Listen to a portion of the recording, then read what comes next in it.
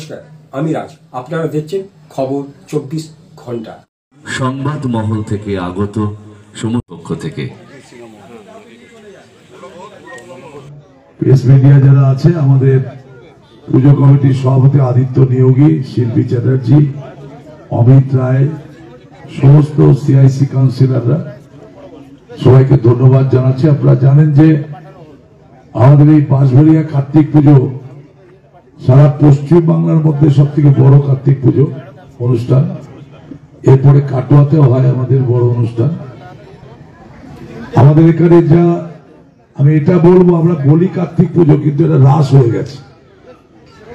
কারণ এখানে সন্তোষী মায়ের থেকে শুরু করে কালী অ্যারেঞ্জমেন্ট করেছেন, তার মধ্যে থেকে একটা জিনিস আমার খুবই ভালো লাগলো, সেটা হলো যে পুজোর দিনগুলোতে কি কি করণীয় আছে এবং কি কি করা যাবে না সেটাও তারা একটা লিফলেটের মধ্যে দিয়েছেন।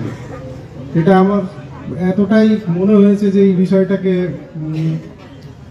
অ্যাপ্রিসিয়েট করা উচিত, যার জন্য আমি বক্তব্যের প্রথমেই এটা বলে নিলাম।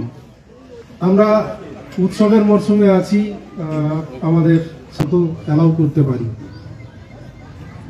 সবশেষে বিসর্জন, যেটা অত্যন্ত গুরুত্বপূর্ণ। এবং নমস্কার, চন্দননগর পুলিশ কমিশনের পক্ষ থেকে মাননীয় সিপি স্যারের নির্দেশ যেটা আছে আমাদেরকে, সেই হিসেবে আমরা